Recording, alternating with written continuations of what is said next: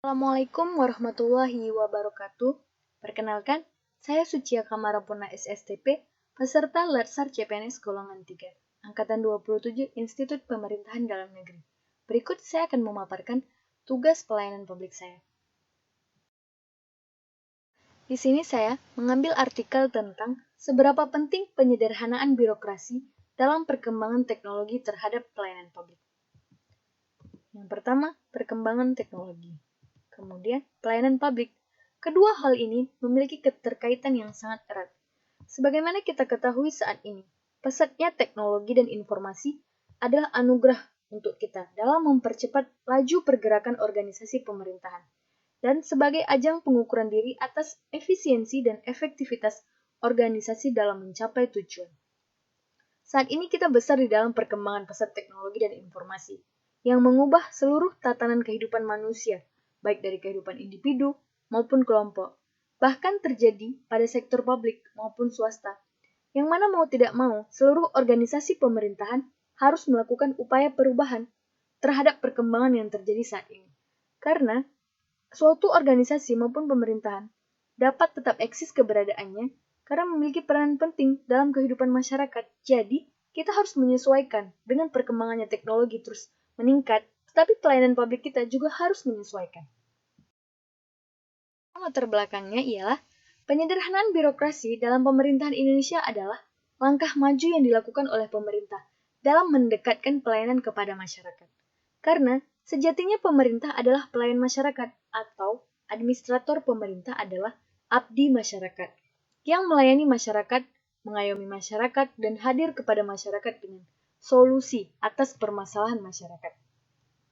Upaya penyederhanaan birokrasi dalam pemerintah Indonesia sejatinya adalah langkah awal proses teknostruktur atau merombak secara besar-besaran terhadap struktur organisasi maupun struktur birokrasi dalam pemerintahan Indonesia. Nah, yang mana sebelumnya kita memiliki rentetan berbagai macam prosedur atau tahapan dalam melakukan pelayanan. Namun, ketika sudah adanya penyederhanaan atau diringkas, maka semakin pendeklah tahapan atau prosedur tersebut. Oleh karena itu, antara masyarakat dan pemerintah akan lebih cepat mewujudkan tujuan pemerintahan, dan masyarakat pasti tentunya akan lebih baik dalam menerima pelayanan atas solusi permasalahan yang mereka hadapi.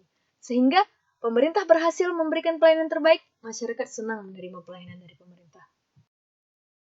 Selanjutnya, identifikasi masalah. Yang pertama, ini pasti terjadi, yaitu struktur birokrasi yang gemuk, membuat pengambilan kebijakan dan keputusan lambat. Ini yang terjadi saat ini dan dulunya juga terjadi. Diharapkan dengan adanya pemangkasan birokrasi ini tidak terjadi lagi. Karena, sebagaimana kita ketahui, dalam kondisi seperti ini, semakin besar pula kemungkinan miskomunikasi pasti terjadi, miskoordinasi, kerja birokrasi pun semakin tidak fleksibel, dan otomatis mahal biaya.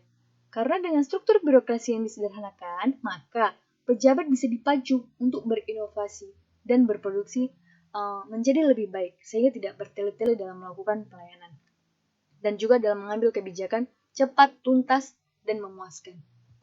Nah, selanjutnya, akuntabilitas pemerintahan belum sesuai harapan. Kenapa bisa dikatakan belum sesuai harapan?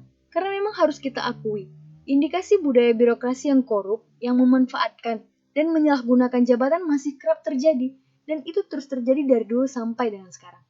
Dengan struktur yang disederhanakan, diharapkan kinerja birokrasi lebih efisien dan efektif. Sebab, bagaimanapun struktur birokrasi yang gemuk membutuhkan biaya yang banyak. Jadi dengan ada pemangkasan ini, menjadi lebih kecil, lebih cepat, dan lebih tuntas dalam melakukan pelayanan. Selanjutnya, penyederhanaan struktur birokrasi diperlukan untuk membangun mesin birokrasi yang lebih dinamis dan profesional.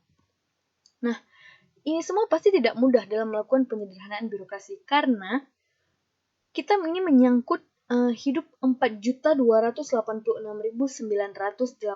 ASN di seluruh Indonesia. Coba kita bayangkan ada 4 juta lebih ASN. Dan itu sekitar 70%-nya berada di pemerintah daerah. Ini pasti bukan tugas yang mudah dalam melakukan penyederhanaan. Tapi ini merupakan mempunyai tujuan yang sangat baik. Nah, sementara untuk mendukung terwujudnya Indonesia maju dan sejahtera, kita memerlukan SDM yang berkeahlian. Tidak hanya memangkas saja, tetapi juga harus memiliki keahlian. Dan untuk merealisasikan itu, restrukturisasi komposisi ASN harus dilakukan, sehingga komposisi ASN ke depan didominasi oleh jabatan fungsional teknis berkeahlian. Tidak hanya kerja saja, tapi tidak ada paham apa yang harus dilakukan atau keahliannya tidak sesuai, penempatannya tidak berdasarkan keahlian yang ia miliki. Nah, selanjutnya, penyederhanaan juga berarti mendesain ulang struktur organisasi menjadi lebih simpel dan lebih fair. Jalur hierarki jauh lebih pendek, sehingga lebih mudah dalam melakukan pelayanan publik, tidak bertele-tele, mudah, tuntas, cepat, dan efisien. Dan semua itu pasti membutuhkan sumber daya manusia yang mampu beradaptasi dengan pesatnya perkembangan teknologi dan informasi, yang dinamis, fleksibel dalam proses pemecahan masalah. Selain itu, SDM yang dibutuhkan pada era globalisasi saat ini adalah SDM yang kompeten, itu pasti. Berdedikasi tinggi terhadap organisasi, profesional dalam bekerja, memiliki keahlian dan ilmu pengetahuan, serta memiliki sikap atau perbuatan yang baik. Nah, tujuan pokok dari penyederhanaan birokrasi ini ialah mewujudkan birokrasi yang dinamis, lincah, dan profesional dalam upaya peningkatan efektivitas dan efisiensi guna mendukung kinerja pemerintah kepada publik. Untuk mendorong efektivitas dan efisiensi kinerja agar lebih optimal lagi dan mewujudkan profesionalitas ASN. Karena dengan adanya penyederhanaan birokrasi ini sendiri untuk menjawab kelemahan yang lahir dari struktur organisasi birokrasi selama ini. Setidaknya ada beberapa kelemahan dari struktur organisasi saat ini dapat kita cegah, dapat kita ubah menjadi yang lebih baik. Nah, di sini saya akan memberikan contoh dengan adanya penyederhanaan birokrasi itu. Manfaat apa yang bisa dirasakan? Yang pertama itu di lingkungan Kementerian Sosial, yaitu tentang menyerahkan DTKS.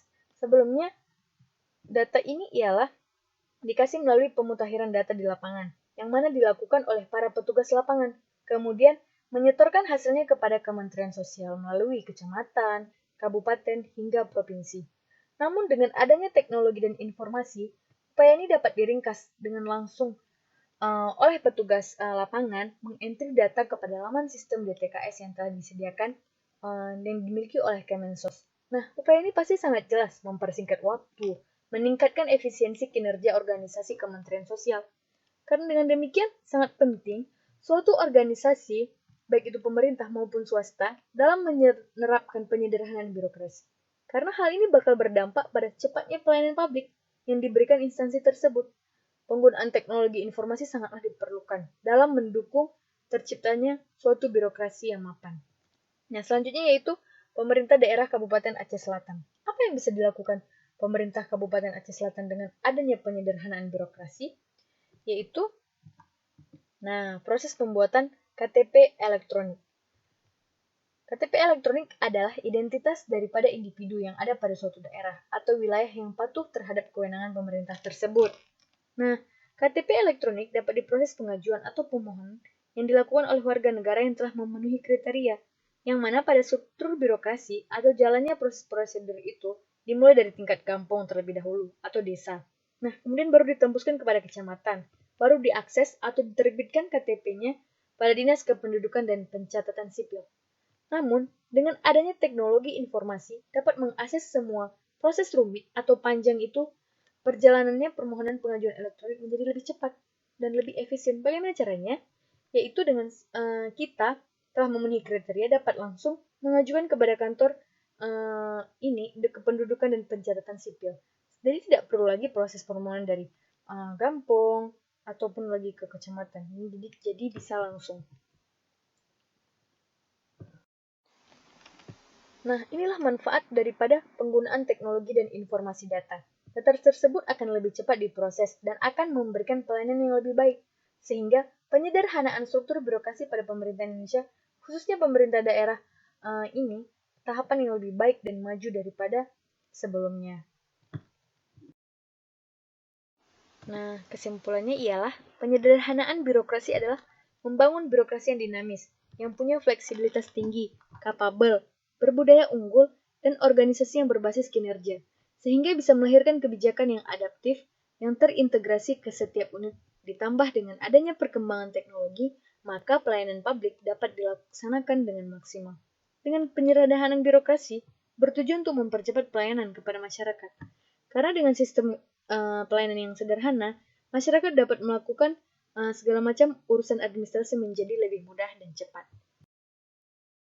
Saran, berdasarkan yang telah saya kupas di atas, maka seiring berkembangnya teknologi, kita selaku aparatur sipil negara sebagai pelayan masyarakat harus menanamkan salah satu instrumen nilai-nilai dasar ASN, yaitu akuntabilitas, yang secara teknis punya keahlian, mumpuni, kompeten, profesional, dan punya integritas, sehingga dapat berjalan seiring berkembangnya teknologi. Jadi tidak tertinggal dalam melakukan pelayanan publik. Kita sebagai pelayan publik harus memberikan pelayanan yang prima dan hasil yang maksimal.